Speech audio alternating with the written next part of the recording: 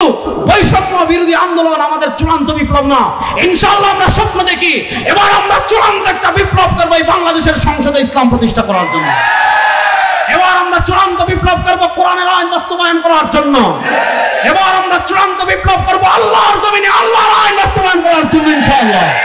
এবার কোরআনের বাংলাদেশ আমরা দেখতে চাই কি চাই না? এই যুবকরা ইসলামের বাংলাদেশ গড়ার জন্য রক্ত দেওয়ার জন্য প্রস্তুত আছে তো ইনশাআল্লাহ? এবার আমরা কেন পাপের আইনের চালাবো না। এবারের বাংলাদেশ কোরআনের বাংলাদেশ ইনশাআল্লাহ। মুফতি ফায়দুল করিম আমাদের শায়খা চরমনায় আসবেন ইনশাআল্লাহ। তিনি রাত্রে আপনাদেরকে দিক নির্দেশনাপূর্ণ বয়ান দিয়ে যাবেন ইনশাআল্লাহ। ইনশাআল্লাহ হাক্কানি রব্বানি আহলুস সুন্নাহ ওয়াল জামাতের উলামায়ে কেরাম ঐক্যবদ্ধ হয়ে যাচ্ছেন। একটা সুসংবাদ আপনাদেরকে দিয়ে যাচ্ছি, খুব কাছাকাছি আসছি। আহলুস সুন্নাহ ওয়াল জামাতের সকল ঘরানার উলামায়ে কেরাম যদি একত্রিত হয়ে এই কোরআনকে সংসদে নিয়ে যাওয়ার ডাক দেন, রেডি আছেন তো? খুলনার মুসলমান রেডি আছেন তো ইনশাআল্লাহ? আমরা যে যুগে দুনিয়াতে এসেছি, আমরা যে সময়টা পার করছি, সময়টা অত্যন্ত কঠিন এবং জটিল সময় আমাদের জন্য। এই কঠিন এবং জটিল সময় মানে আমি রাজনৈতিক কঠিন রাজনৈতিক জটিল সময় বুঝাইনি। রাজনৈতিক কঠিন আসবে আবার যাবে, আবার আসবে আবার যাবে, এটা চলবে, এটা আমি বুঝাইনি। আমরা যে সময়টা পার করছি খুবই কঠিন সময়, মানে আমাদের সামনে নানা ধরনের ফিতনা, নানা আকারের ফিতনা, নানা সুরতে নেক সুরতে ফিতনার সম্মুখীন হচ্ছে আমরা। দেখেন, ইসলামে একটা হলো ইসলামের একটা পার্ট আকীদা বিশ্বাস, আর ইসলামের একটা পার্ট হলো আমল। নামাজ আমল, রোজা আমল, হজ আমল, যাকাত আমল। আপনার নামাজ, রোজা, হজ, যাকাত, আপনার ইবাদত কখন গ্রহণযোগ্য হবে, আপনার ইবাদত কখন আপনার নাজাতের কারণ হবে, আপনার ইবাদত কখন আপনার জান্নাতে যাওয়ার কারণ হবে, আপনার ইবাদত কখন আপনাকে জাহান্নাম থেকে বাঁচানোর কারণ হবে, যখন আপনার আকীদা বিশ্বাস ঠিক থাকবে। যদি আপনার আকীদা বিশ্বাস ঠিক না থাকে, আপনার নামাজ, আপনার রোজা, আপনার হজ, আপনার যাকাত, এগুলো কোনো কিছুই আপনাকে আল্লাহর আযাব থেকে বাঁচাতে পারবে না। ইসলামের ইতিহাসের প্রথম ফিতনা ছিল খারিজি ফিতনা। খারিজিরা নামাজ পড়তো আমাদের থেকে বেশি। তারা এতটা ইবাদত গুজার ছিল। খারিজিদের আকীদা ছিল কেউ যদি কোনো কবিরা গুনাহ করে একবার, আমরা বলি কেউ কবিরা গুনাহ করলে তার ঈমান যায় না, আল্লাহ তওবা করলে মাফ করে দেন। আর খারিজিয়া বলবে আপনি নামাজ ছাড়ছেন আপনি কাফের, আপনি রোজা ছাড়ছেন আপনি কাফের, আপনি হজ ছাড়ছেন আপনি কাফের, আপনি গুনাহ করেছেন আপনি কাফের। অর্থাৎ খারিজিরা গুনাহকে এতটা ভয় পেত, গুনাহের প্রতি তাদের এতটা অনাস্থা ছিল, গুনাহের প্রতি তাদের এতটা ভীতি ছিল, এবং গুনাহকে তারা এত বেশি ভয় পেত। খারিজিদের মাযহাবই ছিল, খারিজিদের আকীদাই ছিল যে কেউ যদি কবিরা গুনাহ করে সে ইসলাম থেকে বের হয়ে যাবে। আমরা যেমন শিরিককে ভয় পাই, আমরা যেমন কুফুরকে ভয় পাই, শিরিক কুফুর থেকে আমরা যেভাবে বেঁচে থাকি, খারিজিরা তেমন কবিরা গুনাহ থেকে বেঁচে থাকতো। কারণ তাদের মতে শিরিক করলে যেমন ঈমান যায়, তাদের মতে কুফুর করলে যেমন ঈমান যায়, তাদের মতে কবিরা গুনাহ করলেও তেমন ঈমান যাবে। তাহলে বুঝেন, যারা এত আমল করত, যারা এত ইবাদত করত, যারা গুনাহ থেকে এত বেঁচে থাকতো, নবী করিম সাল্লাল্লাহু আলাইহি ওয়াসাল্লাম বলেছেন তারা হলো জাহান্নামের কুত্তা। খারিজিরা হলো জাহান্নামের কুত্তা। তাহলে বোঝা গেল, শুধু আপনার আমল করলে, শুধু নামাজ পড়লে, শুধু ইবাদত করলে আপনার ইবাদতটা আপনার নাজাতের উসিলা হবে না, নাজাতের গ্যারান্টি হবে না, যতক্ষণ পর্যন্ত মা আনা আলাইহি ওয়া আসহাবি আহলুস সুন্নাহ ওয়াল জামাতের আকীদায় আপনার আকীদা ঠিক না থাকবে। দেখেন, নবী করিম সাল্লাল্লাহু আলাইহি ওয়াসাল্লাম হাদিসে কি বলেছেন? নবী করিম সাল্লাল্লাহু আলাইহি ওয়াসাল্লাম বলেছেন, আমার উম্মতেরা শুনো, আমাদের পূর্বে যারা বনি ইসরাইল দুনিয়াতে ছিল, নবী করিম সাল্লাল্লাহু আলাইহি ওয়াসাল্লাম তাদের কাহিনী বর্ণনা করতে গিয়ে, তাদের অবস্থা বর্ণনা করতে গিয়ে আমাদেরকে বলেছেন, তাফাররাকাত বানু ইসরাইল আলা 72 মিল্লাহ ওয়া সাতাফতারিকু উম্মতি আলা 73 মিল্লাহ কুল্লুহুম ফিন নার ইল্লা মিল্লাতুন ওয়াহিদা। সরওয়ারে দু আলম সাল্লাল্লাহু আলাইহি ওয়াসাল্লাম বলেছেন, আমার উম্মতেরা শোনো, বনি ইসরাইল দল হয়েছিল 72টা, ওয়াসাতাফতারিকু উম্মতি আলা 73 মিল্লাহ, বনি ইসরাইল দল হয়েছিল 72টা। সরওয়ারে দু আলম সাল্লাল্লাহু আলাইহি ওয়াসাল্লাম বলেন এই উম্মতে দল হবে 73টা, কুল্লুহুম ফিন্নার। এই 73 দলের সব জাহান্নাম ইল্লা মিল্লাতুন ওয়াহিদা। সরওয়ারে দু আলম সাল্লাল্লাহু আলাইহি ওয়াসাল্লাম বলে এই উম্মার 72 দল হবে জাহান্নাম ইল্লা মিল্লাতুন ওয়াহিদা, শুধু একটা দল হবে জান্নাতি। এবার বুঝেন যে 72 দল জাহান্নামে যাবে তারাও নামাজ পড়ে, যে 72 দল জাহান্নামে যাবে তারাও রোজা রাখে, যে 72 দল জাহান্নামে যাবে তারাও হজ করে, যে 72 দল জাহান্নামে যাবে তারাও যাকাত করে যাকাত দেয়, যে 72 দল জাহান্নামে যাবে তারাও ওয়াজ করে, যে 72 দল জাহান্নামে যাবে তারা ইসলামের সব বিধিবিধান পালন করে, ইসলামের সব বিধান তারা মানে।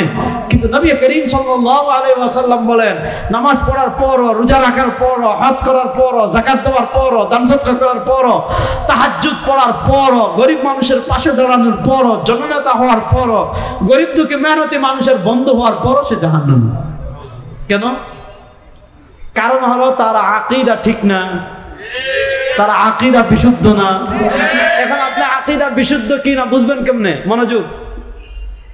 নবী করিম সাল্লাল্লাহু আলাইহি ওয়াসাল্লামকে সাহাবায়ে কেরাম রিদওয়ানুল্লাহি আলাইহিম জিজ্ঞাসা করেছেন, ইয়া রাসূলুল্লাহ এটা কোন কথা? উম্মার 72 দল যাবে জাহান্নামে আর মাত্র একটা দল যাবে জান্নাতে, মানিয়া ইয়া রাসূলুল্লাহ।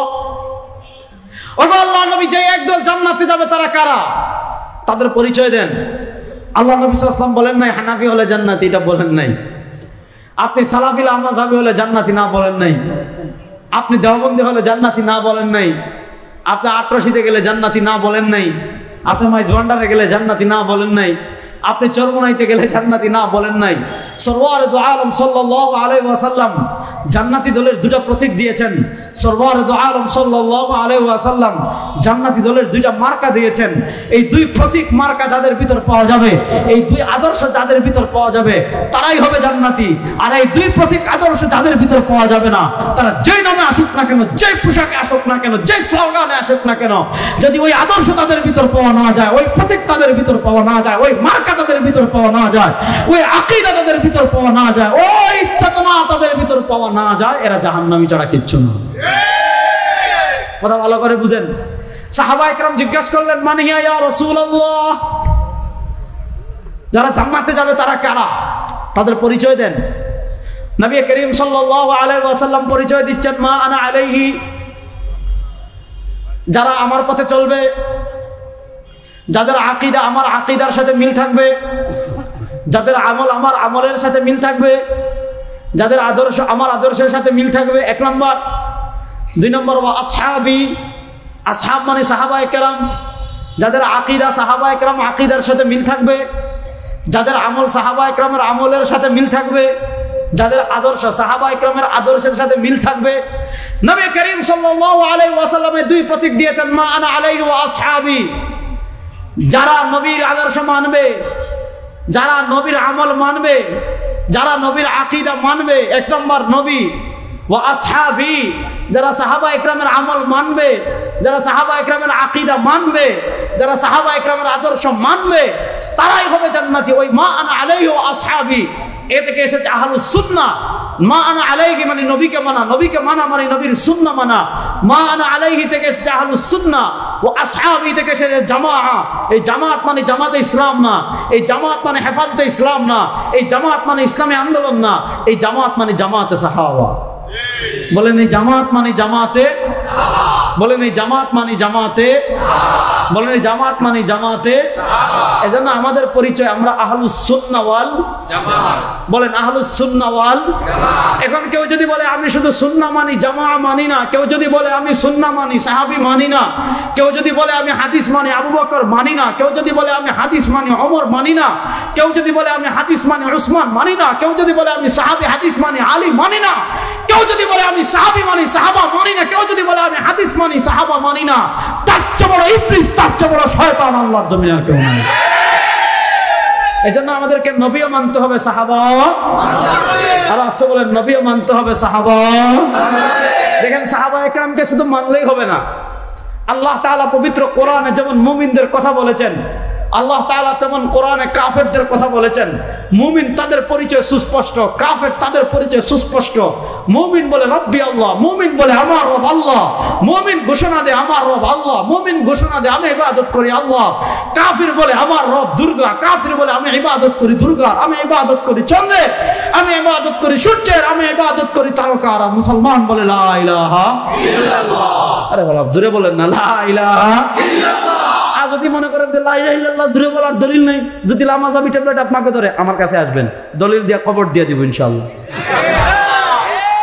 ইনশাআল্লাহ বলেন এই সাউন্ড ঠিক আছে, সমস্যা নেই, সবর সবর। তাহলে বলেন আমরা বলি লা ইলাহা ইল্লাল্লাহ। বলেন আমাদের স্লোগান কখনো জয় বাংলা হতে পারে? আমাদের স্লোগান কারো বাপের স্লোগান হতে পারে না, আমাদের স্লোগান কারো নেতার স্লোগান হতে পারে না, আমাদের স্লোগান করে বাইরে খানকায় মসজিদে রাজপথে লা ইলাহা ইল্লাল্লাহ, লা ইলাহা ইল্লাল্লাহ। আমরা কারো বাপের স্লোগান দেওয়ার জন্য আল্লাহ আমাদেরকে দুনিয়াতে পাঠায় নাই, কারো নেতার স্লোগান দেওয়ার জন্য আল্লাহ আমাদেরকে দুনিয়াতে পাঠায় নাই। আমরা আমাদেরকে দুনিয়াতে পাঠিয়েছেন কে? আল্লাহ। আবার আসতে বলে আমাদেরকে দুনিয়াতে পাঠিয়েছেন কে? আল্লাহ। আমরা বিশ্বাস করি আসমানের মালিক আল্লাহ, জমিনের মালিক আল্লাহ, চন্দ্রের মালিক আল্লাহ, সূর্যের মালিক আল্লাহ। আমরা বিশ্বাস করি এই সার্বভৌমত্বের মালিক একমাত্র আল্লাহ। সুতরাং সার্বভৌমত্বের মালিক যদি একমাত্র আল্লাহ হন, আমরা কারো বাপের আইন মানি না, কারো নেতার আইন মানি না, কারো নেত্রীর আইন মানি না। আমরা বিশ্বাস করি আইন চলবে একমাত্র আল্লাহ।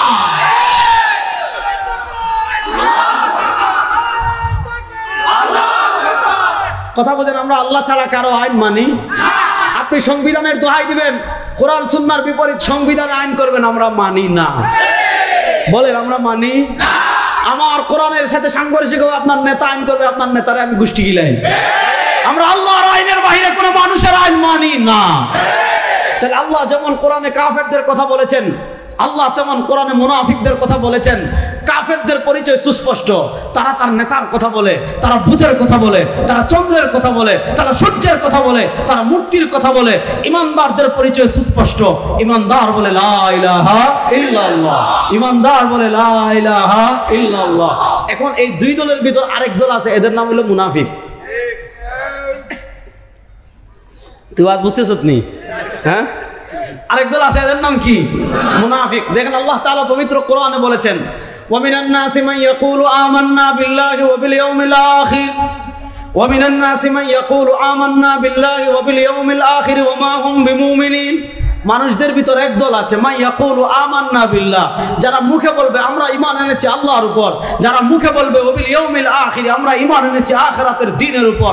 আল্লাহ বলেন মানুষদের ভিতর একদল আছে যারা মুখে বলবে ঈমান এনেছি আল্লাহর উপর, মানুষদের ভিতর একদল আছে যারা মুখে বলবে ঈমান এনেছি আখিরাতের দিনের উপর। আল্লাহ বলেন তারা যত বলুক আমরা ঈমান এনেছি আল্লাহর উপর, তারা যত বলুক আমরা ঈমান এনেছি আখিরাতের দিনের উপর, ওয়া মা হুম বিমুমিনিন, বাটপার ছাড়া কিচ্ছু না। ওমা হুম বিমুমিন, এটা বাটপা ছাড়া কিছু, এটা অনুবাদ না আমার থেকে বললাম। মানে ওমা হুম বিমুমিন, এরা ইমানদার না। তাহলে বোঝা গেল এদের ইমান আসল না বেজাল? বলেন এদের ইমান আসল না বেজাল? জুড়ে বলেন এদের ইমান আসল না বেজাল? দুনিয়াতে সব জিনিসে আসল থাকে বেজাল থাকে, আপনি চিনতে পারেন। টাকায় জাল টাকা হলে দেখতে আসল টাকার মতো, আপনি জাল টাকা চেনার জন্য ব্যাংকে যান, ব্যাংকে মেশিনে ফেললে জাল টাকা চেনা যায়। স্বর্ণ যেমন আসল থাকে, স্বর্ণ তেমন ভেজাল থাকে। আপনি যেমন আসল স্বর্ণ না চিনলেও জুয়েলার্সের দোকানে গেলে জাল স্বর্ণ যেমন চেনা যায়। আপনার ইমান যদি আসল না হয়, আপনার ইমানে যদি নেফাকি থাকে, আপনি যদি অন্তর দ্বারা আল্লাহকে স্বীকার না করেন, আপনার অন্তরে যদি নেফাকি থাকে, অন্তরে নেফাকি রেখে আপনি যদি মুখে বলেন রব্বি আল্লাহ, আপনি অন্তরে নেফাকি রেখে আপনি যদি মুখে বলেন মুহাম্মাদুর রাসূলুল্লাহ, আপনি মুমিন না, আপনি মুনাফিক। এবার আপনার মুখে তো সুরত ভালো, আপনি মুখে কালেমা পড়ছেন, আপনি মুখে বলছেন আমান্না বিল্লাহ, আপনি নামাজ পড়ছেন সরওয়ারে দু আলমের সাথে, আপনি বাজারে হাঁটছেন আবু বকরের সাথে, আপনি মার্কেটে যাচ্ছেন ওমরের সাথে, আপনি আড্ডা দিচ্ছেন উসমানের সাথে, আপনি খাচ্ছেন আলীর সাথে, অথচ আপনার অন্তরে ঈমান নাই, আপনি অন্তর দ্বারা আল্লাহকে বিশ্বাস করেন না। এবার ঈমান আসল না বেজাল যাচাই করবেন কেমনে? ঈমান আসল না বেজাল যাচাই করবেন কেমনে? আল্লাহ মাফ করে দিচ্ছেন ওয়া ইযা কিলা লাহুম আমিনু কামা আমানান নাস, ওয়া ইযা কিলা লাহুম আমিনু কামা আমানান নাস। মুনাফিকরা মুখে বলে ঈমান এনেছি আল্লাহর উপর, মুনাফিকরা মুখে বলে ঈমান এনেছি আখিরাতের দিনের উপর। আল্লাহ বলেন মুখে ঈমানের কথা বললে হবে না, মুখে আল্লাহর উপর ঈমান আনার কথা বললে হবে না। মুখে আখিরাতের দিনের উপর ঈমান আনার কথা বললে হবে না। আমিনু কামা আমানান নাস, তাফসীর জালালাইন খুলেন, তাফসীর ইবনে তাবারি খুলেন, তাফসীর ইবনে কাসির খুলেন, সব জায়গায় পাবেন আর কামা আমানা আসহাবু মুহাম্মাদিন সাল্লাল্লাহু আলাইহি ওয়াসাল্লাম। আরে বেটা মুনাফিক, তুই মুখে ঈমানের কথা বললে হবে না, তুই মুখে আল্লাহর উপর ঈমানের কথা বললে হবে না, তুই মুখে আখিরাতের দিনের উপর ঈমান আনার কথা বললে হবে না। আমিনু কামা আমানান নাস, আরে বেটা যেইভাবে ঈমান এনেছেন নবী কারীম সাল্লাল্লাহু আলাইহি ওয়াসাল্লামের সাহাবায়ে কেরাম, সেইভাবে ঈমান আন। যদি নবীর সাহাবায়ে কেরামের ঈমানের মতো তোর ঈমান হয়, তুই হবে মুমিন। আর সাহাবায়ে কেরামের মাপকাঠিতে যদি তোর ঈমান না ঠিকে, তুই মুনাফিক ছাড়া কিচ্ছু না। ফাইন আমানু বিমিসলি মা আমানতুম বিহি ফাকাদ ইহতাদাও, ফাইন আমানু বিমিসলি মা আমানতুম বিহি ফাকাদ ইহতাদাও। আল্লাহ বলেন যদি তারা ঈমান আনে কার মতো, বিমিসলি মা আমানতুম, ইয়া আসহাবু মুহাম্মদ, ও মুহাম্মদ সাল্লাল্লাহু আলাইহি ওয়াসাল্লামের সাহাবায়ে কেরাম, যদি তারা ঈমান আনে বিমিসলি মা আমানতুম বিহি, যেমন তোমার এনেছে তোমরা, যেমন ঈমান এনেছেন আবু বকর, যেমন ঈমান এনেছেন ওমর, যেমন ঈমান এনেছেন উসমান, যেমন ঈমান এনেছেন আলী, যেমন ঈমান এনেছেন জামাতে সাহাবা।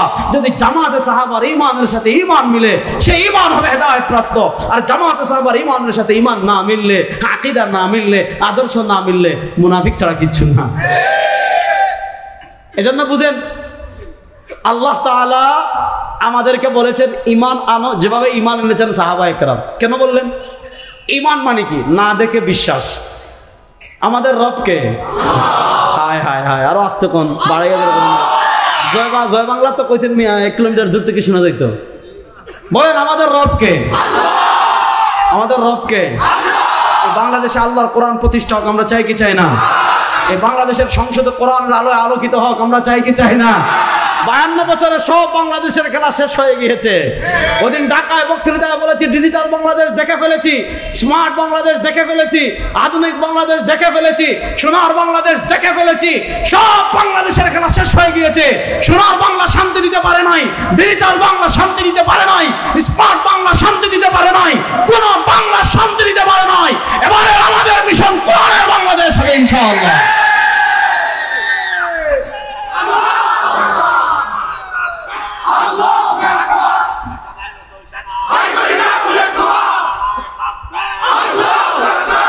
বলেন আমাদের রবকে দেখেছেন? না কয়, জুড়ে বলেন দেখেছেন? দেখেছেন? দুনিয়ার চর্মচক্ষু দিয়ে দেখা সম্ভব? বলেন না, দুনিয়ার চর্মচক্ষু দিয়ে শেখা সম্ভব? এই যে আল্লাহকে না দেখে বিশ্বাস করলেন, এটার নাম ঈমান। আমরা জান্নাত বিশ্বাস করি কি করি না? বলেন আমরা জান্নাত বিশ্বাস করি কি করি না? না দেখা বিশ্বাস, তার নাম। আমরা জাহান্নাম বিশ্বাস করি কি করি না? দেখেছেন? না দেখে বিশ্বাস, তার নাম। আমরা পুলসিরাত বিশ্বাস করি কি করি না? দেখেছেন? না দেখে বিশ্বাস, তার নাম। আমরা সিদরাতুল মুনতাহা বিশ্বাস করি কি করি না? দেখেছেন? না দেখে বিশ্বাস, তার নাম। এবার আসেন, আল্লাহ তাআলা আমাদেরকে বলেছেন আমিনু কামা আমানান নাস, ঈমান আনো যেভাবে ঈমান এনেছেন সাহাবায়ে কেরাম। কেন সাহাবায়ে কেরামের কথা বললেন? ঈমানের ক্ষেত্রে হক এবং বাতিলের পার্থক্য সৃষ্টিকারী জামাতে সাহাবা। প্রশ্ন হলো কেন বললেন? কারণ হলো ঈমান মানে না দেখে বিশ্বাস। আমার নবীও ঈমান এনেছেন, কিন্তু একটা পর্যায়ে তার ঈমানটা মুশাহাদার পর্যায়ে চলে গিয়েছিল। আমার নবী জান্নাত বিশ্বাস করেছেন নিজ চোখে দেখে। সুবহানাল্লাহ পড়েন। আমরা এখানে হুশে না বেহুশে? সবাই হুশে আছেন তো? বেহুশে কে কে আছেন দেখে হাত তুলেন তো। একজনও নাই, ও পিছনে একজন আছেন শুধু, মুরব্বী। হ্যাঁ, যাক, তাহলে আমরা হুশে না বেহুশে? সজাগ না ঘুমে? ঘুমে কারা কারা আছেন দেখে হাত তুলেন তো। কেউ নাই, মাশাআল্লাহ। তাহলে আমরা যেমন এখানে হুশে জাগ্রত অবস্থায় বসে আছি, আমরা যেমন এখানে হুশে জাগ্রত অবস্থায় বসে আছি, মেরাজের রাতে আমার নবী তেমন হুশে জাগ্রত অবস্থায় জান্নাত দেখে এসেছেন। আমাদের দেশের একজন মৌলবী বেরোইছে এখন, হ্যাঁ, এরা সহি হাদিসে কালেমা পায় না, আছে না নাই? এগুলোর আনলিমিটেড বাস দিয়ে থাপড়ানো দরকার, বুঝছেন? আমাদের দেশের একদল আছে না যে দেখবেন বলে আমি 6 মাস হাদিসের কিতাব তালাশ করেছি, কোথাও লা ইলাহা ইল্লাল্লাহ মুহাম্মাদুর রাসূলুল্লাহ পাই নাই। মানে গবেষণা করার আর কিছু পাইতেছে না। তো আমি বলি আপনি পান নাই কেন জানেন? আপনার চোখের চশমা যেটা হলো ইসরায়েলের চশমা, আপনি ইসরায়েলের চশমা দিয়ে খুললে পাবেন না। আপনি ইসরায়েলের চশমা খুলেন, সৌদি আরবের রিয়ালের চশমা খুলেন, সাহাবা একরামের চশমা লাগান, সবকিছু পাবেন। দেখেন হযরত ইমাম তাবরানী আল মুজাবুল কবির হাদিস এনেছেন, ইমাম হাইসামি রাহিমাহুল্লাহ মাজমুআজ জাওয়াইদ হাদিস এনেছেন, নবী করিম সাল্লাল্লাহু আলাইহি ওয়াসাল্লাম মেরাজের রাতে জান্নাত দেখে এসে সাহাবা ইকরাম রিদওয়ানুল্লাহি আলাইহিম আজমাইনকে জান্নাতের বিবরণ দিচ্ছেন। উনি বলেন, দাখালতুল জান্নাহ, আমি যখন জান্নাতে প্রবেশ করছি আমি দেখতে পেলাম ফারাআইতু ফি আরিদাতাইল জান্নাহ, আমি দেখতে পেলাম আল্লাহ তাআলা জান্নাতের দেয়ালে সালাসাতা আসতুর, 3টা লাইন লিখে রেখেছেন। আসিত্রুল আউয়াল, আল্লাহ তাআলা জান্নাতের দেয়ালে 3টা লাইন লিখে রেখেছেন, 1 লাইন উপরে, 1 লাইন মাঝে, আরেক লাইন নিচে। সরওয়ার দু আলম সাল্লাল্লাহু আলাইহি ওয়াসাল্লাম বলেন, আমি দেখতে পেলাম আল্লাহ তাআলা জান্নাতের সবার উপরে আসিত্রুল আউয়াল, আল্লাহ তাআলা জান্নাতের সবার উপরে লিখে রেখেছেন লা ইলাহা ইল্লাল্লাহু মুহাম্মাদুর রাসূলুল্লাহ। আমার নবী জান্নাতের গেটে কালেমা পাইছেন, আর আমাদের দেশে রিয়াল শায়েখরা ঘুমটাদারিরা সহি হাদিসে কালেমা পায় না। আল্লাহ তাআলাদেরকে দান করুন। যাক, ওই আলোচনা আমি যাব না। আমি যেটা বুঝাতে চাচ্ছি এটা বুঝেন। তাহলে বোঝা গেল ঈমান মানে না দেখে বিশ্বাস।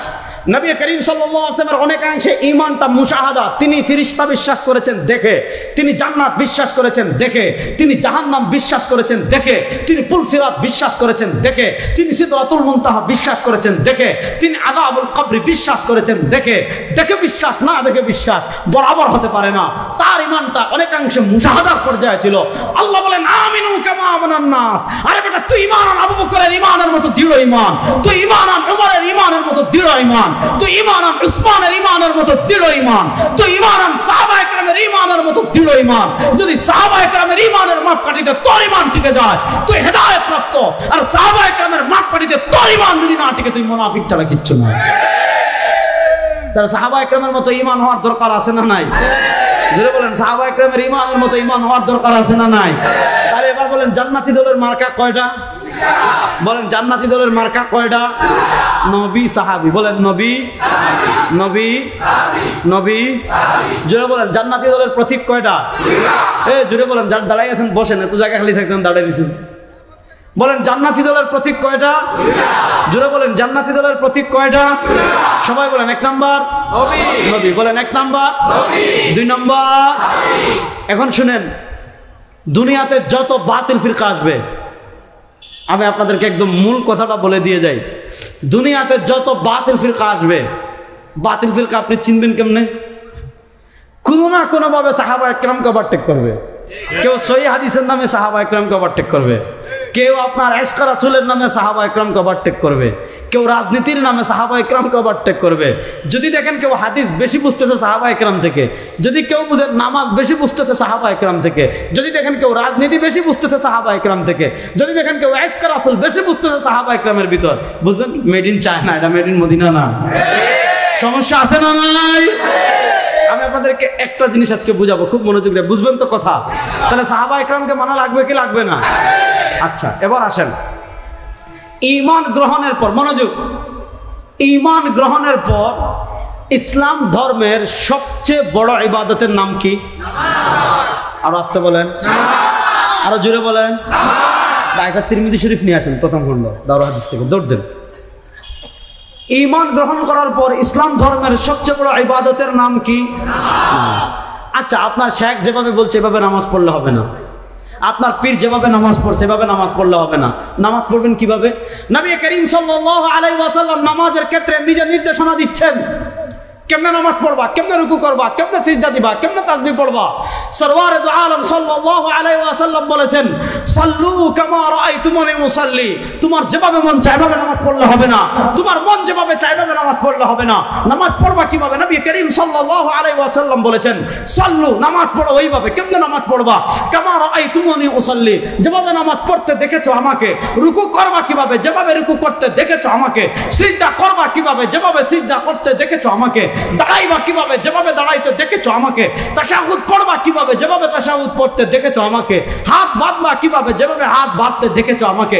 ফাতিহা পড়বা কিভাবে? যেভাবে ফাতিহা পড়তে দেখেছো আমাকে।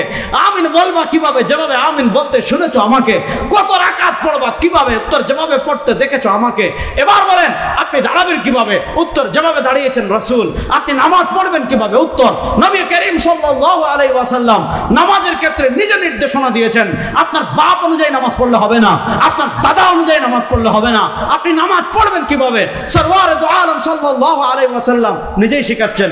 সল্লু, মনোযোগ, সল্লু, নামাজ পড়ো কেমন, কামা রাআইতুমুনি উসাল্লি, নামাজ পড়ো কেমনে, সল্লু, নামাজ পড়ো এমনে কেমনে, কামা রাআইতুমুনি উসাল্লি, যেভাবে নামাজ পড়তে দেখো আমাকে। নবীর নামাজ কে কে দেখছেন, দিকে হাত তুলেন তো। কেউ না, একজনও দেখেন নাই। তাহলে এবার বলেন নবী করিম সাল্লাল্লাহু আলাইহি ওয়াসাল্লাম নামাজ দেখেছেন কারা? সাহাবারা। বড় আস্তে কইলেন। আল্লাহ নবী কেমনে দাঁড়িয়েছেন দেখেছেন কারা? সাহাবারা। আল্লাহ নবী কেমনে হাত বেঁধেছেন দেখেছেন কারা? সাহাবারা। আল্লাহ নবী কেমনে রুকু করেছেন দেখেছেন কারা? সাহাবারা। আল্লাহ নবী কেমনে আমিন বলেছেন শুনেছেন কারা? সাহাবারা। আল্লাহ নবী দুই সিজদার মাঝে কেমনে বসেছেন দেখেছেন কারা? সাহাবারা। আল্লাহ নবী কতবার কেমনে হাত তুলেছেন দেখেছেন কারা? সাহাবারা। এখন কেউ যদি বলে না সাহাবায়ে কেরাম দেখে নাই, আমি দেখছি, আমার শায়েখ দেখছে, বুঝবেন এটা আরো নাম কেন। কথা বুঝতেছেন? কেউ যদি বলে যে রাসূলুল্লাহ সাল্লাল্লাহু আলাইহি ওয়াসাল্লামের নামাজ আবু বকর দেখে নাই, রাসূলুল্লাহ সাল্লাল্লাহু আলাইহি ওয়াসাল্লামের নামাজ ওমর দেখে নাই, রাসূলুল্লাহ সাল্লাল্লাহু আলাইহি ওয়াসাল্লামের নামাজ উসমান দেখে নাই, রাসূলুল্লাহ সাল্লাল্লাহু আলাইহি ওয়াসাল্লামের নামাজ আলী দেখে নাই, রাসূলুল্লাহ সাল্লাল্লাহু আলাইহি ওয়াসাল্লামের নামাজ আমি দেখছি, মাথায় সমস্যা আছে না নাই? তাইলে বোঝা গেল রাসূলুল্লাহ সাল্লাল্লাহু আলাইহি ওয়াসাল্লামের নামাজ দেখেছেন কারা?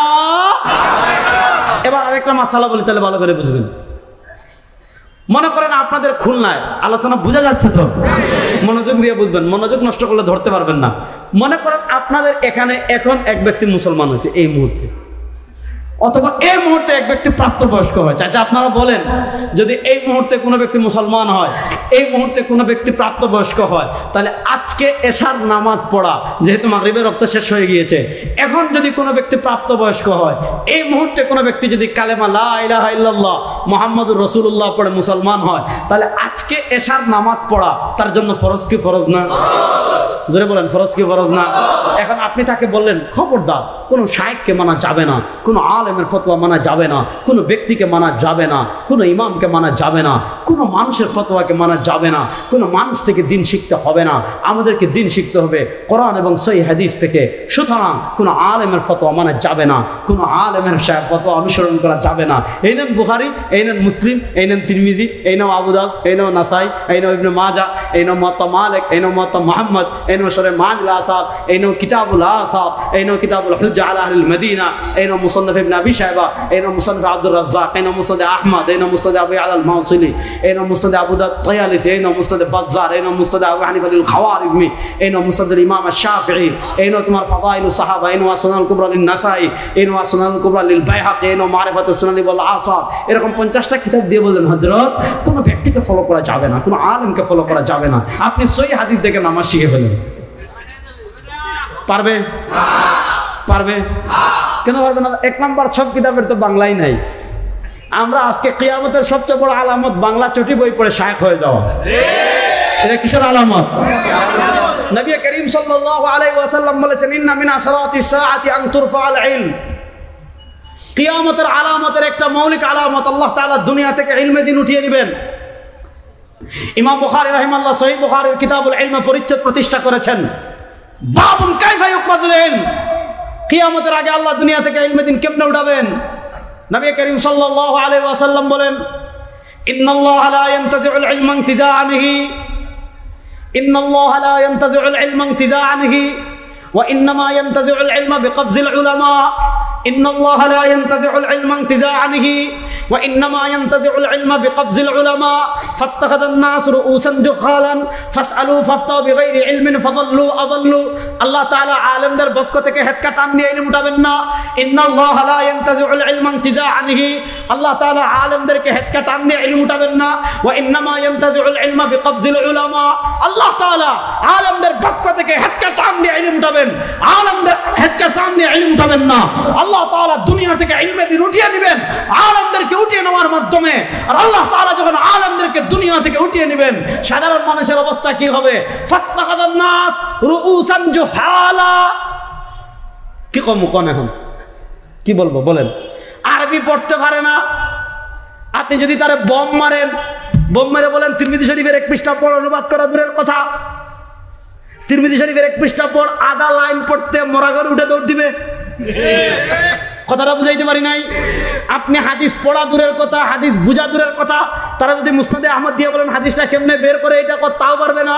এরকম জাহিলরা 2-4টা বাংলা চটি বই পড়ে, 2-4টা বক্তব্য শুনে এরা শায়েখ হয়ে যাবে।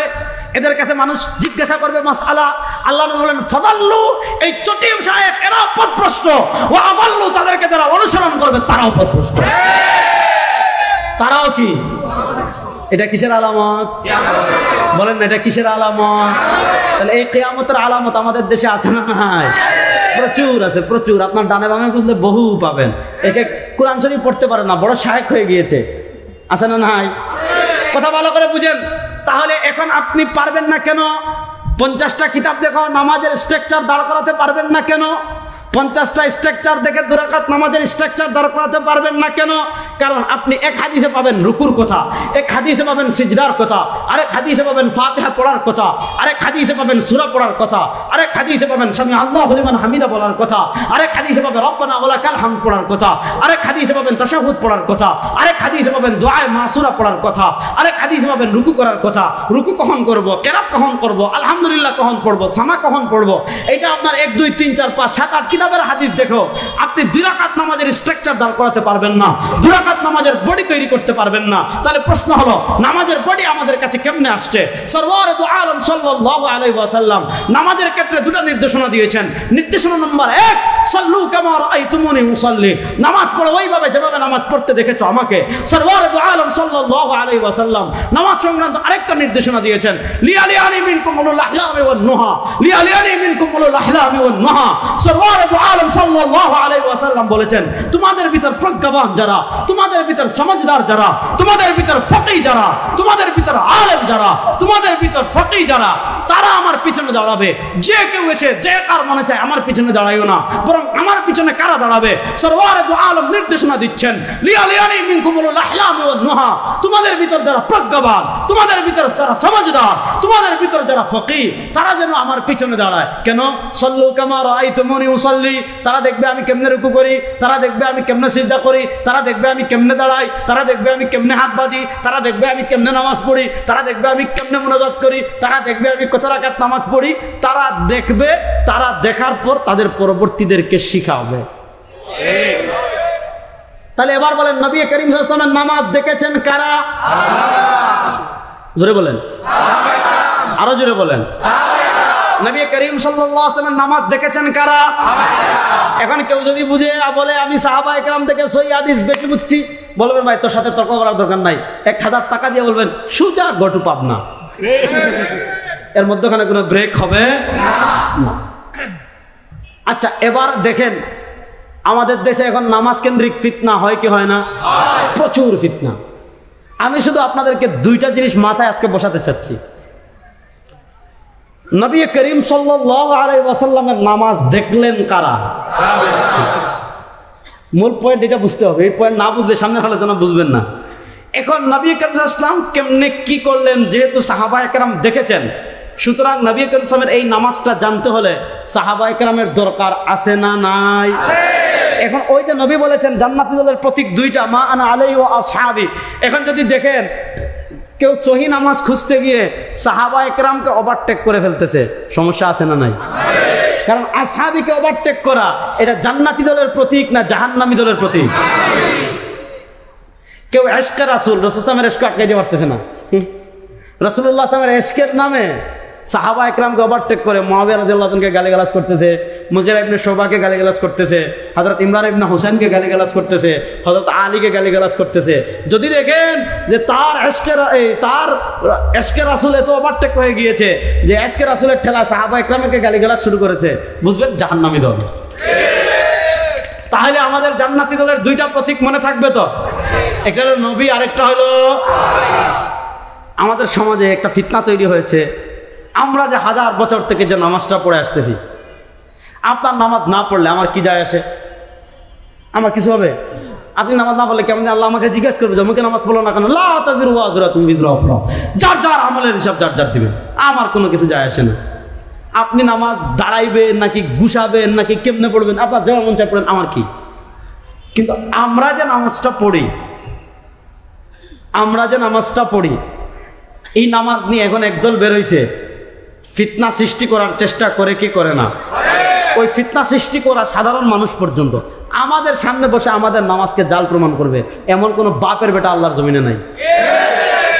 ইনশাআল্লাহ চ্যালেঞ্জ করে গেলাম। এই রেজাউল করিম আপনাদের সামনে দাঁড়িয়ে আমাদের নামাজকে জাল বলবে, এমন কোন বাপের বেটা নাই। তখন বলবে হুজুর আপনি বসেন রিক্সা চালক, ভ্যান চালক, ঠেলা বিক্রেতা, সিডি বিক্রেতা, এদের সাথে, বুঝেন না? তো তোদের শায়েক কি ঠাড়া পড়ছে রে? তোদের শায়েক কি ঠাড়া পড়ছে? তোরা রিক্সা চালক, ভ্যান চালক, সিডি বিক্রেতা, এদের সাথে বসতে বলো, লজ্জা শরম কি নাই তোদের? তোদের শায়েক রে যে রেজাউল করিম আপনার পানি খাওয়ার টাইম দেয় না, এগুলো দেখোস নাই?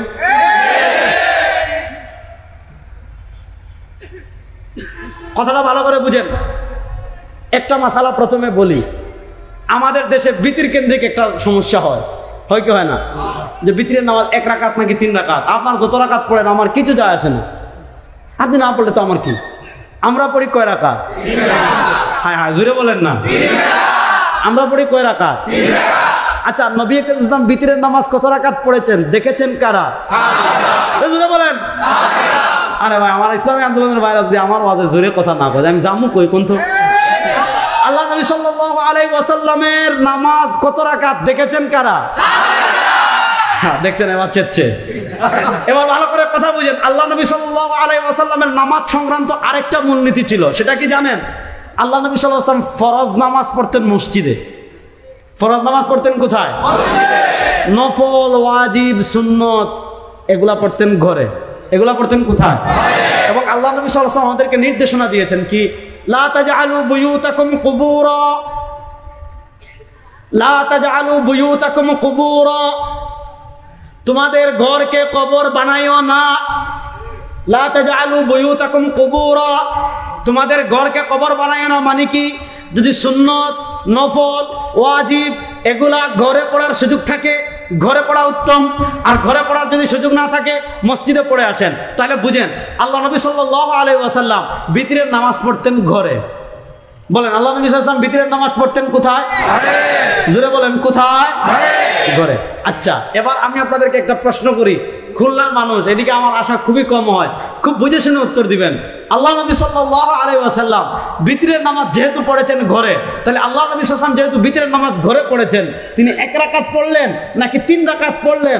আম্মা জান আয়েশা রাদিয়াল্লাহু তাআলা আনহা জীবনে দেখেন নাই, দেখেছে। আবার বলি, আল্লাহ নবী সাল্লাল্লাহু আলাইহি ওয়াসাল্লাম বিতরের নামাজ পড়তেন কোথায়? তাহলে আল্লাহ নবী সাল্লাল্লাহু আলাইহি ওয়াসাল্লাম বিতরের নামাজ যদি ঘরে পড়েন, তাহলে আল্লাহ নবী সাল্লাল্লাহু আলাইহি ওয়াসাল্লাম বিতরের নামাজ 1 রাকাত পড়লেন নাকি 3 রাকাত পড়লেন? আম্মা জান আয়েশা দেখেছেন কি দেখেন নাই? শুধু দেখেছেন নাকি সবচেয়ে বেশি দেখেছে? এবার আসেন তিরমিজি শরীফ থেকে আমি 2টা হাদিস আপনাদেরকে পড়ে শোনাই। বিরক্ত হচ্ছেন না তো? ওয়াজ কিন্তু এখনো শুরুই করি নাই, এত আগে ইয়ে করলে হবে। দেখেন তিরমিজি শরীফের 106 নম্বর পৃষ্ঠা, তিরমিজি শরীফের 106 নম্বর পৃষ্ঠা। ইমাম তিরমিজি রাহিমাহুল্লাহ একটা পরিচ্ছেদ প্রতিষ্ঠা করেছেন, বাবুন মা জাআ মা ইয়াকরাউ ফিল বিত, যে এই পরিচ্ছেদ হলো নবী করিম সাল্লাল্লাহু আলাইহি ওয়াসাল্লাম বিতরের নামাজে কি পড়তেন, হাদিস এনেছেন। হাদাসানা আলী ইবনে হুজরিন ক্বালা হাদাসানা শারীকুন আন আবি ইসহাক আন সাঈদ ইবনে জুবাইর আন আব্বাস। আচ্ছা, এই হাদিসের পরে এরপরে হাদিস হাদাসানা ইসহাক ইবনে ইব্রাহিম ইবনে হাবিব ইবনে শাহীদি আল বসরি ক্বালা হাদাসানা মুহাম্মদ ইবনে সালামাত আল হাররানি আন কুসাইফ আন আব্দুল আজিজ ইবনে জুরাইজ ক্বাল। আব্দুল আজিজ ইবনে জুরাইজ হলেন তাবেঈ। আব্দুল আজিজ ইবনে জুরাইজ উনি কি? তাবেঈ বলা হয় যিনি সাহাবীকে দেখেছেন, সাহাবী বলা হয় যিনি নবীকে দেখেছেন। আব্দুল আজিজ ইবনে জুরাইজ বলেন, উনি বলেন সাআলতু আয়েশা, যেহেতু আয়েশা রাদিয়াল্লাহু তাআলার ঘরে নবী করিম সাল্লাল্লাহু আলাইহি ওয়াসাল্লাম বেশি থাকতেন, উনি বলেন সাআলতু আয়েশা, আমি আয়েশা রাদিয়াল্লাহু তাআলাকে জিজ্ঞেস করলাম। কি জিজ্ঞেস করলাম? বিআইয়ি শাইইন কানা ইউতিরু রাসূলুল্লাহ সাল্লাল্লাহু আলাইহি ওয়াসাল্লাম। ও আম্মা জান আয়েশা, আপনি বলেন নবী করিম সাল্লাল্লাহু আলাইহি ওয়াসাল্লাম কেমনে বিতরের নামাজ পড়েছেন? আম্মা জান আয়েশা জবাব দিচ্ছেন কানা, ক্বালাত, তিনি বলেন কানা ইয়াকরাউ ফিল উলা, নবী করিম সাল্লাল্লাহু আলাইহি ওয়াসাল্লাম বিতরের নামাজের প্রথম রাকাতে পড়েছেন বিসাব্বিহিসমা রাব্বিকাল আ'লা, প্রথম রাকাতে পড়েছেন সাব্বিহিসমা রাব্বিকাল আ'লা। ওয়া ফিস সানিয়াতি, দ্বিতীয় রাকাতে পড়েছেন বিকুল ইয়া আইয়ুহাল কাফিরুন, দ্বিতীয় রাকাতে পড়েছেন কুল ইয়া আইয়ুহাল কাফিরুন। ওয়া ফিস সালিসাতি, তৃতীয় রাকাতে পড়েছেন বিকুল হুয়াল্লাহু আহাদ ওয়াল মুআওযাতাইন, তৃতীয় রাকাতে পড়েছেন কুল হুয়াল্লাহ, কুল আউযু বিল ফালাক, কুল আউযু বিরাব্বিন নাস। তাহলে আম্মা জান আয়েশা বলেন নবী করিম সাল্লাল্লাহু আলাইহি ওয়াসাল্লাম বিতরের নামাজের প্রথম রাকাতে পড়েছেন কুল ইয়া আইয়ুহাল কাফিরুন সাব্বিহিসমা রাব্বিকাল আ'লা, দ্বিতীয় রাকাতে পড়েছেন কুল ইয়া আইয়ুহাল কাফিরুন, তৃতীয় রাকাতে পড়েছেন কুল হুয়াল্লাহু আহাদ। তাহলে বুঝেন প্রথম রাকাতে এই সূরা, দ্বিতীয় রাকাতে এই সূরা, তৃতীয় রাকাতে এই সূরা, বিতরের নামাজ এক রাকাত, 3 রাকাত। আবার বুঝাই, আম্মা জান আয়েশা যিনি নবী করিম সাল্লাল্লাহু আলাইহি ওয়াসাল্লামের নামাজ সবচেয়ে বেশি দেখেছেন, এই আল্লাহ নবী বিতরের নামাজ ঘরে পড়লে আম্মা জান আয়েশা জীবনে দেখেন নাই? আর কথা কয় না রে। সেই আম্মা জান আয়েশা রাদিয়াল্লাহু তাআলা না ব্যঙ্গে ব্যঙ্গে বলতেছেন যে নবী করিম সাল্লাল্লাহু আলাইহি ওয়াসাল্লাম বিতরের নামাজের প্রথম রাকাতে পড়েছেন এই সূরা, দ্বিতীয় রাকাতে পড়েছেন এই সূরা, তৃতীয় রাকাতে পড়েছেন এই সূরা, বিতরের নামাজ এক রাকাত, 3 রাকাত। শুধু আম্মা জান আয়েশা রাদিয়াল্লাহু তাআলা না, দেখেন ইমাম তিরমিজি রাহিমাহুল্লাহ এই হাদিস বর্ণনা করে কি বলেন দেখেন, ওয়াল্লাযী ইখতারাহু আকসার আহলিল ইলমি মিন আসহাবিন নবী, এই হাদিসের আগের অধ্যায়ে তিনি বলেছেন অধিকাংশ সাহাবায়ে কেরাম, মনোযোগ, ওয়াল্লাযী ইখতারাহু আকসার আহলিল ইলমি মিন আসহাবিন নবী, অধিকাংশ সাহাবায়ে কেরামের মত হলো ওয়ামান বা'দাহুম, এবং সাহাবা পরবর্তী অধিকাংশ তাবিঈদের মত হলো আইয়াকরা বিসাব্বিহিসমা রাব্বিকাল আ'লা ওয়া বিকুল ইয়া আইয়ুহাল কাফিরুন ওয়া কুল হুয়াল্লাহু আহাদ ইয়াকরাউ ফি কুল্লি রাকআতিন মিন যালিকা বিসূরা। অধিকাংশ সাহাবা তাবিঈর মত হলো নবী করিম সাল্লাল্লাহু আলাইহি ওয়াসাল্লাম বিতরের নামাজের প্রথম রাকাতে পড়েছেন সাব্বিহিসমা রাব্বিকাল আ'লা, দ্বিতীয় রাকাতে পড়েছেন কুল ইয়া আইয়ুহাল কাফিরুন, তৃতীয় রাকাতে পড়েছেন কুল হুয়াল্লাহু আহাদ। তাহলে অধিকাংশ সাহাবারা বলতেছেন প্রথম রাকাতে নবী এই সূরা পড়েছেন, দ্বিতীয় রাকাতে নবী এই সূরা পড়েছেন, তৃতীয় রাকাতে নবী এই সূরা পড়েছেন, বিতরের নামাজ এক রাকাত, 3 রাকাত। দলিল হয় না, কারণ চশমা তো সাহাবার চশমা না। আচ্ছা আরেকটা আরো সহজ করে বুঝি, জুমার দিন আমরা সুন্নাত পড়ি না ভাই? প্রশ্ন করে দিবেন, ওয়াজ শুরুই হয় না এখন, দেন আমার কাছে দেন। হযরত সময় 7টা 5 পর্যন্ত ইনশাআল্লাহ, কোনো সমস্যা নাই, সময় যত কম হবে আমার জন্য তত লাভ। সুবহানাল্লাহ বলেন। যে জিনিসটা বলতে চাচ্ছি ভালো করে বুঝেন, জুমার নামাজের আগে আমরা সুন্নতে মুআক্কাদা পড়ি কয় রাকাত? আর খোলা মানুষ মনে হয় পড়েন না, কয় রাকাত পড়ি? জুমার পরে সুন্নত পড়ি কয় রাকাত? বলবেন 7টা 15 পর্যন্ত বয়ান হবে ইনশাআল্লাহ, এর আগে কেউ নামাইতে পারবেন না ইনশাআল্লাহ, বলেন যা হওয়ার হবে ইনশাআল্লাহ। ভালো করে বুঝেন, জুমার আগে সুন্নত পড়ি কয় রাকাত? আরে ওয়াজ তো বহু হয়, এগুলো বলা দরকার আছে, বুঝছেন? খুদাই একটা পাগল নেই। এই বলেন, জুমার আগে সুন্নত পড়ি কয় রাকাত? জুমার পরে সুন্নত পড়ি কয় রাকাত? ঠিক আছে, আপনি না পড়লে আমার কিছু যায়, আপনি সারা জীবন এখন নাপিত বেরিয়েছে একদল, জুমার আগে সুন্নত নাই, জুমার পরে সুন্নত নাই, মুনাজাত নাই, বিতির 3 রাকাত কাট 1, তারাবি 20 কাট 8, মানে এই নাপিতের কাম হলো চুল কাটা, আর এদের কাম হলো খালি আমল কাটা। ভালো করে বুঝেন যেটা বুঝাতে চাচ্ছি, আপনি সারা জীবন না পড়লে আমার কিছু যায় আসে না। কিন্তু ও মুসলমান, একটা প্রশ্ন করি, আল্লাহ নবী সাল্লাল্লাহু আলাইহি ওয়াসাল্লাম জুমার আগে যদি সুন্নত পড়েন দেখেছেন কারা? কত রাকাত পড়েছেন দেখেছেন কারা? এবার আমি আপনাদেরকে একজন সাহাবীর নাম বলি, দেখেন চিনেন কিনা। হযরতে আলী, চিনেননি? তিনি কত বড় সাহাবী। আল্লাহ নবী বুখারী শরীফে বলেছেন, ইয়া আলী আনতা মিন্নী বিমানজিলাতি হারুন মিন মূসা ইল্লা আন্নাহু লা নাবিয়্যা বা'দি। ও আলী, বনি ইসরাঈলের নবী মূসাকে সহযোগিতা করার জন্য আল্লাহ মূসার ডান হাত বানিয়েছিলেন তার ভাই হারুনকে। ও আলী, বনি ইসরাঈলের নবী মূসার কাছে তার ভাই হারুনের যে মাকাম ছিল, আমার কাছে আমার ভাই আলীর সে মাকাম। পার্থক্য হলো ইল্লা আন্নাহু লা নাবিয়্যা বা'দি, মূসার পরে তার ভাই হারুন নবী হয়েছেন, সরওয়ারে দু আলমের পরে নতুন করে আর নবী হওয়ার কোনো সম্ভাবনা, বলেন কোনো সম্ভাবনা? এজন্য আমাদের নবীর পরে কেউ নবী দাবি করলে সে না, আসতে বলেন। এবার বলেন, আমাদের ভারত উপমহাদেশে এক মহিলা ছিল, তার নাম চেরাগ বিবি। কি বিবি? জোরে বলেন। আমাদের ভারত উপমহাদেশে এক মহিলা ছিল, তার নাম এই চেরাগ বিবির পোলা গোলাম আহমদ কাদিয়ানি। চেরাগ বিবির পোলা বলেছে, वो अहमद वर मोहम्मद नाम से मुसम्मा आकर मैं रसूल भी हो वर नबी भी हो, यानी मुझको भेजा गया भी और गायब की खबरें पाने वाला भी। চেরাগ বিবির পোলা বলেছে, मैं रसूल भी हो, আমি রাসূল ও वर नबी भी हो, আমি নবী ও। এবার বলেন মুসলমান, যে চেরাগ বিবির পোলা গোলাম আহমদ নিজেকে রাসূল দাবি করেছে, করেছে, নিজেকে নবী দাবি করেছে, সেই চিরাগ বিবির পুরা গোলাম আহমদ মুসলমান না কাফের? গোলাম না কাফের? আচ্ছা এবার বুঝেন, মনোযোগ মনোযোগ। হযরত চলে আসছেন আমাদের ইসমাইল ইব্রাহিম সাহেব, মাশাআল্লাহ। কই হুজুর কই? আচ্ছা কর্ম, আমি যতক্ষণ ইচ্ছা কর্ম, কোনো সমস্যা নাই। হযরত বসে থাকবে, এটা আমারে বলা লাগবে না। হ্যাঁ, ভালো করে বুঝেন, মনোযোগ দিয়ে বুঝেন। তাহলে আমি যেটা বলতে চাচ্ছি আপনাদেরকে, আল্লাহ নবী সাল্লাল্লাহু আলাইহি ওয়াসাল্লামের নামাজ হযরতে আলী জীবনে দেখেন নাই। আর আসতে বলেন। আচ্ছা এবার আরেকটা প্রশ্ন করি, বুঝে উত্তর দিয়ে। আল্লাহ নবী সাল্লাল্লাহু আলাইহি ওয়াসাল্লাম জুমার আগে সুন্নত পড়েছেন কি পড়েন নাই?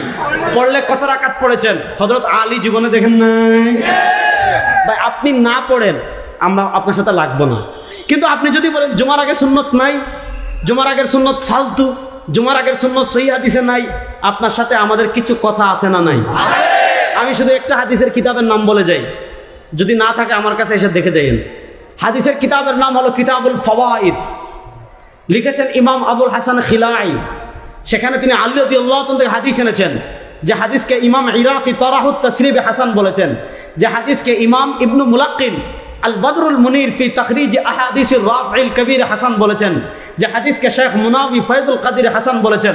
হযরত আলী বলেন, কানা রাসূলুল্লাহ সাল্লাল্লাহু আলাইহি ওয়াসাল্লাম ইউসাল্লি ক্বাবলা আল জুমআতি আরবাআন, আল্লাহ নবী সাল্লাল্লাহু আলাইহি ওয়াসাল্লাম জুমার আগে সুন্নাত পড়েছেন 4 রাকাত, ওয়া বা'দাহা আরবাআন, জুমার পরে সুন্নাত পড়েছেন 4 রাকাত, ওয়া ইয়াজআলু তাসলিমা ইল্লা ফি আখিরিহিন্না, আল্লাহ নবী সাল্লাল্লাহু আলাইহি ওয়াসাল্লাম জুমার আগে সুন্নাত পড়েছেন 4 রাকাত, জুমার পরে যে সুন্নাত পড়েছেন 4 রাকাত, আল্লাহ নবী সাল্লাল্লাহু আলাইহি ওয়াসাল্লাম 4 রাকাত এক সালামে পড়েছেন, মধ্যখানে সালাম ফিরান নাই। এবার বলেন আলী রাদিয়াল্লাহু তাআলা থেকে হাসান সূত্রে এসেছে, আলী বলেন আমি দেখেছি নবী 4 রাকাত সুন্নাত পড়েছেন, আপনার শায়েখ বলে না নাই। এবার আপনি যদি মনে করেন আপনার শায়েখ আলী রাদিয়াল্লাহু তাআলা থেকে বেশি সহিহ হাদিস বুঝছে, ভাই আপনার সাথে আমি তর্ক করব না, সোজা পাবনায় যান। তাহলে বলেন নবী করিম সাল্লাল্লাহু আলাইহি ওয়াসাল্লামের আমল জানতে হলে মাধ্যম কারা? আর আসতে বলেন নবী করিম সাল্লাল্লাহু আলাইহি ওয়াসাল্লামের আমল জানতে হলে মাধ্যম কারা? এখন কেউ যদি রাজনীতির নামে সাহাবা একরামকে ওভারটেক করে সেও পথভ্রষ্ট, কেউ যদি সহিহ হাদিসের নামে সাহাবা একরামকে ওভারটেক করে সেও পথভ্রষ্ট, কেউ যদি আশকা রাসূলের নামে সাহাবা একরামকে ওভারটেক করে সেও পথভ্রষ্ট। যারা সাহাবা একরামকে ওভারটেক করবে, যারা সাহাবা একরামকে গালি দিবে, সাহাবা একরামের সমালোচনা করবে, এরা কোরআনের শত্রু, হাদিসের শত্রু, ইসলামের শত্রু, নবীর শত্রু, আল্লাহর শত্রু। সাহাবা একরাম বিরোধীদের সাথে আমাদের কোনো আপোষ। সাহাবা একরামকে যারা সমালোচনা করবে তাদেরকে তারা আমাদের পায়ের জুতার চেয়ে নিকৃষ্ট। বলেন নবী করিম সাল্লাল্লাহু আলাইহি ওয়াসাল্লামের আমল জানতে হলে মাধ্যম কারা? বলেন নবী করিম সাল্লাল্লাহু আলাইহি ওয়াসাল্লামের আমল জানতে হলে মাধ্যম কারা? আর বহু উদাহরণ আছে, উদাহরণ শুধু 2টা দিলাম। এখন যারা যেভাবে দেখবেন সাহাবা একরামকে ওভারটেক করতে চাচ্ছে, বুঝবেন তার মূলে সমস্যা আছে। সুতরাং সাহাবা একরামের মতো ঈমান আকীদা লালন করার দরকার আছে না নাই? আল্লাহ তাআলা সাহাবা একরামের মতো ঈমান এবং আকীদা লালন করার তৌফিক আমাদের সবাইকে দান করেন। শেষ একটা কথা বলে চলে যাচ্ছি, যে জায়গায় যাচ্ছি একটা মেসেজ দিয়ে যাচ্ছি, একটা বার্তা দিয়ে যাচ্ছি। সেই একটা মেসেজ হলো আল্লাহ তাআলা আমাদেরকে ইসলাম দিয়েছেন, আল্লাহ তাআলা আমাদেরকে কোরআন দিয়েছেন, আল্লাহ তাআলা আমাদেরকে নবী করিম সাল্লাল্লাহু আলাইহি ওয়াসাল্লামকে দিয়েছেন। কেন দিয়েছেন? শুধু মিলাদ পড়ে জিলাপি খাওয়ার জন্য না। কেন দিয়েছেন? শুধু নামাজে বুকের উপর হাত বাঁধবেন আর নাভির নিচে হাত বাঁধবেন এটা নিয়ে দ্বন্দ্ব করার জন্য না। কেন দিয়েছেন? নামাজে আমিন জুড়ে বলবেন আর আস্তে বলবেন এটা নিয়ে ইখতিলাফ করার জন্য না।